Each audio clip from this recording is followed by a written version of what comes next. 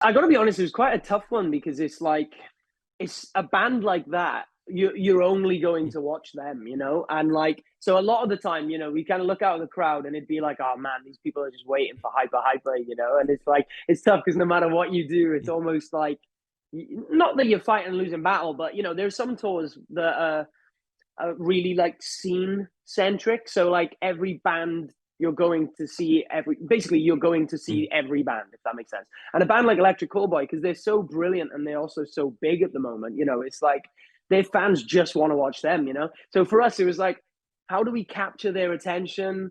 And basically just also, like you said, man, like how do we make sure that it's as fun for them as possible on the lead up to Electric Callboy? And you know, my goal was, for this song I need a circle pit, for this song I need a wall of death, for this song I need crowd surfers. Like, let's just try and get everybody out of their skin a little bit more. And like, you know, we're lucky our song Afterlife is quite successful, and it's like it's got that kind of dancey, kind of boppy kind of vibe to it. So every night that one went down a treat, you know. But yeah, it was definitely a challenge, and I love learning from those things. You know, if something is hard, or even if you fail at something, you know, I think it's good because it means that, you know, the next time it happens, you're more prepared for it. And I think now, thanks to that tour, I think we're ready to do anything really, you know?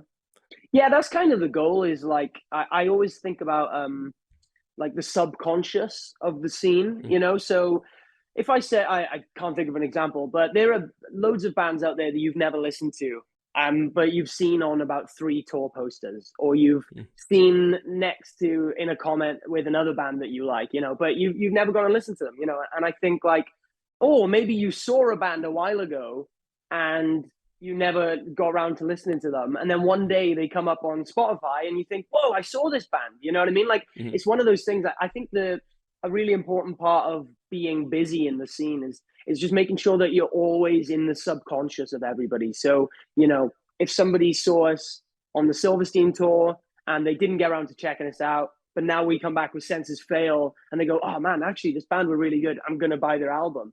There we go. That's it. It took 2 attempts, but you know, we got them in the end, you know what I mean? And I think it's one of those things where, you know, if you don't try, you don't succeed. So when it comes to Europe and those tours that we did, those shows that we did in Electric Callboy, you know, it won us over probably 1,000 fans the next time we do Europe, you know, because those people might not be listening to us now, but they'll see our posters in their city. And then they'll think, oh, you know, I saw those guys with Callboy. They were kind of cool. Maybe I'll check them out in their own space. And then, you know, we don't have to be playing up to it so much. I don't have to be doing the crowd surf and the, you know, and the circle pit, you know, because, you know, it's our space then, you know. And I think that's a big thing, is facilitating an environment for our band. But then at the same time, when we're not headlining shows, going out, supporting other bands, and trying to almost give them an insight as to what our band is, if that makes sense.